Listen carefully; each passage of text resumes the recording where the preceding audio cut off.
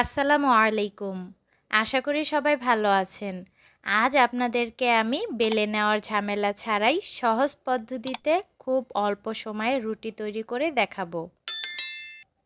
যারা রুটি বেলার ভয়ে রুটি বানাতে চান না, আজকের ভিডিওটি ফলো করে চাইলে বাড়িতে বানিয়ে নিতে পারেন। তাহলে চলুন তৈরি করে ফেলি আজকের রেসিপি। রুটিগুলো তৈরি করার জন্য আমি একটি বাটিতে 2 কাপ পরিমাণ আটা নিয়ে নিলাম। আপনারা চাইলে ময়দাও ব্যবহার করতে পারেন। এবার পরিমাণ মতো লবণ দিয়ে শুকনো উপকরণগুলো একসাথে মিশিয়ে নেব। মেশানো হয়ে গেলে 1 কাপ পরিমাণ পানি দিয়ে ভালোভাবে মিশিয়ে নেব।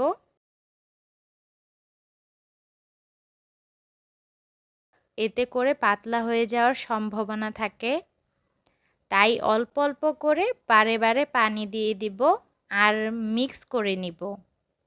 এতে করে রুটির জন্য পারফেক্ট আটার গোলা তৈরি হয়ে যাবে। আটার গোলাটা তৈরি হয়ে গেলে এর মধ্যে 1.5 টেবিল চামচ রান্নার রেগুলার তেল দিয়ে ভালোভাবে মিশিয়ে নেব।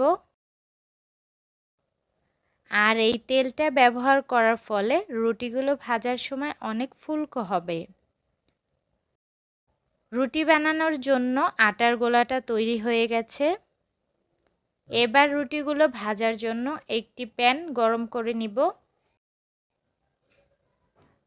প্যানটি ভালোভাবে গরম হয়ে এলে তৈরি করে রাখা আটার ব্যাটার থেকে পরিমাণ মতো ব্যাটার দিয়ে গোল একটি রুটির মতো তৈরি করে নিব। ওপরের অংশটা কুক হয়ে গেলে সেই পর্যায়ে রুটিটা উল্টে দিতে হবে আর চেপে চেপে সেঁকে নিতে হবে।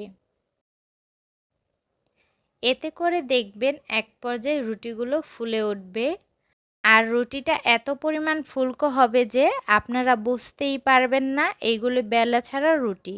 আর রুটিগুলো এক পাশ চেপে ধরলে দেখবেন আস্তে আস্তে রুটিগুলো ফুলতে শুরু হয়েছে। আর রুটিগুলো ভেজে নেওয়ার পর অনেকক্ষণ পর্যন্ত সফট থাকবে। আমি একইভাবে সব রুটিগুলো তৈরি করে নেব।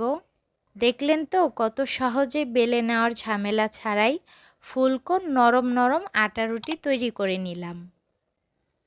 আপনারা এইভাবেই যখন তখন তৈরি করে খেতে পারেন নরম তুলতুলে আটার রুটি। আমাদের ভিডিওটি ভালো লাগলে আমাদের চ্যানেলটি সাবস্ক্রাইব করে পাশে থাকবেন।